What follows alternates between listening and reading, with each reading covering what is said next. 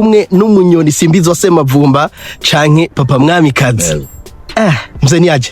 Gende free. Imisi myinshi. Imisi myinshi cyane warampevye. Ariko ntiyari myinshi, ntiduhenda abantu.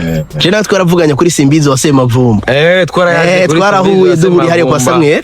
Kandi Queen Mwamikazi w'umuziki.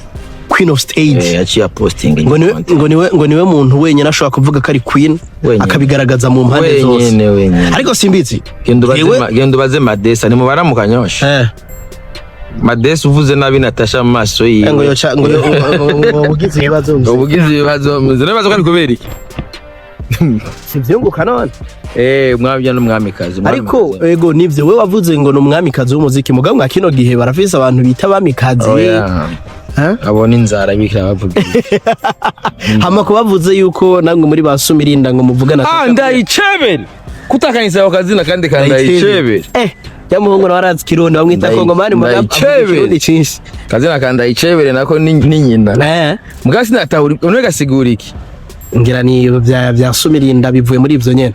Nsumirinda ndayicebere n'utundi twinshi kuko burya abantu kenshi baba bariko baravuga bijya bayivuga n'inzara nibo bafite ico kibazo bagaca bagomba kugitako.